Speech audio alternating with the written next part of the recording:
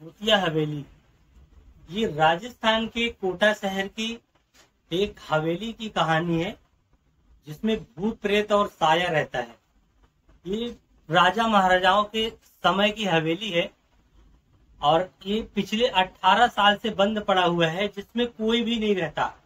जो भी इसमें जाता या वो मर जाता या डर के भाग जाता, क्योंकि इसमें भूत प्रेत और एक आत्मा, एक साया रहता है जो किसी को रहने नहीं देता। जैसे इस हवेली के बारे में अजीत सिंह को पता चलता है, वो इस हवेली के रहस्य को जानने के लिए हवेली में आता है।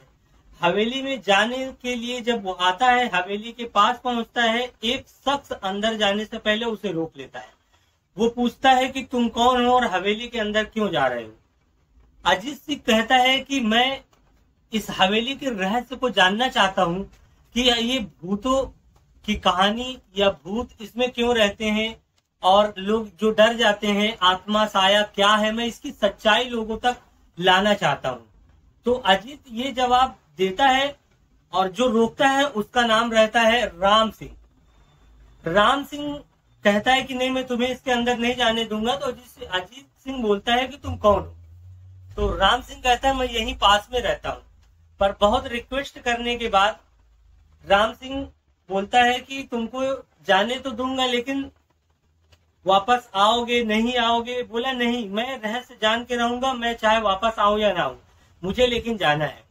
बहुत जिद करने के बाद अजीत सिंह को राम सिंह जाने देता है। जैसे ही अजीत सिंह हवेली के अंदर जाता है, यहां वहां चारों तरफ देखता है, बिल्कुल अजीब सा उसको फील होता है। लेकिन वो भूत प्रेत में इंटरेस्टेड था, वो डरता नहीं था।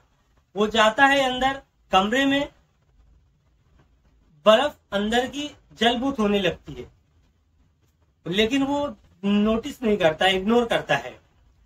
कुछ देर के बाद में जितने भी वहां पे बल्ब लाइट लगे हुए थे सब जलभूत होने लगते हैं।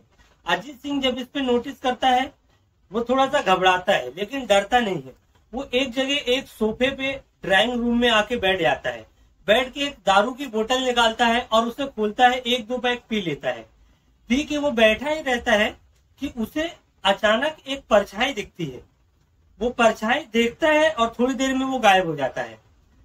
कुछ ही देर में अजीत के सामने रखा हुआ सोफा वो उड़ने लगता है, करीब जमीन से 6 फीट ऊपर होता है और गोल गोल घूमने लगता है।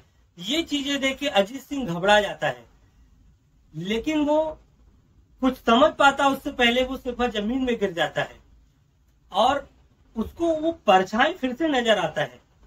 परछाई की तरफ देखता है, एक आवाज आती है कि तुम यहाँ से चले जाओ, नहीं जिंदा नहीं बचोगे। तो अजीत सिंह बोलता है मैं नहीं जाऊंगा, तुम कौन हो, मैं तुम्हें देखने आया हूँ, तुम क्यों लोगों को मारते हो, तो मैं भी तुम्हें मार डालूंगा। अजीत सिंह बोलता है कि तुम कौन हो, तुम अपनी सच्चाई बताओ, मैं यहाँ से जाने वाला नहीं हूँ, तुम असली रूप में आओ। तो वो परछाई जो भूत रहता है, शैतान, वो अजीत सिंह को कहता है कि तुम्हारी ये अच्छा इच्छा भी मैं पूरी जरूर करूंगा तुम्हारे मरने से पहले।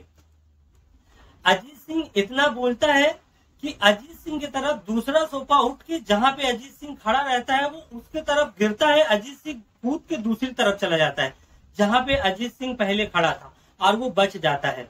फिर वो परछाई से आवाज आती है कि तुमने भूल की है। तो अजीत सिंह कहता है क्या भूल।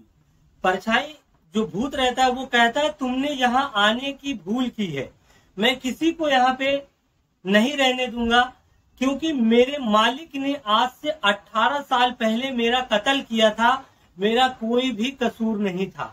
अजीत सिंह मुझसे कहता है कि तुम उस मालिक ने तुम्हारे साथ जो किया तुम लोगों के साथ क्यों करते हो, तुम कितने जान लोगे, क्यों मारते हो।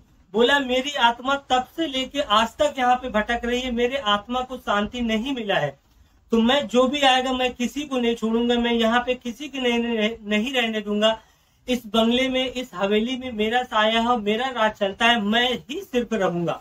अजीत सिंह बोलता है नहीं, तुम पहले अपने असली रूप में आओ। इतना कहता है, वो अचानक से इतना भयानक रूप लेता है, एक शैतान बन जाता है जिसके चेहरा इतना भयानक था, इतना डरावना था कि अजीत सिंह डर जाता है, लेकिन वो हिम्मत नहीं आता है। अजीत उसको अपनी असली रूप में देखता है। देखने के बाद में उसे बोलता है कि तुम इस हवेली को छोड़ के चले जाओ। अजीत सिंह बोलता है नहीं, मैं तुमको मारने आया हूं और तुम यहाँ से छोड़ के जाओगे। वो शैतान कहता है, वो आत्मा कहता है कि मैं यहाँ पे पिछले 18 साल से हूँ, ये हवेली मेरा है, मैं यहाँ पे किसी के नहीं रहने दूंगा और तुम्हें ये हवेली छोड़ के जाना है। अजीत सिंह अपनी पूरी तैयारी से आया था।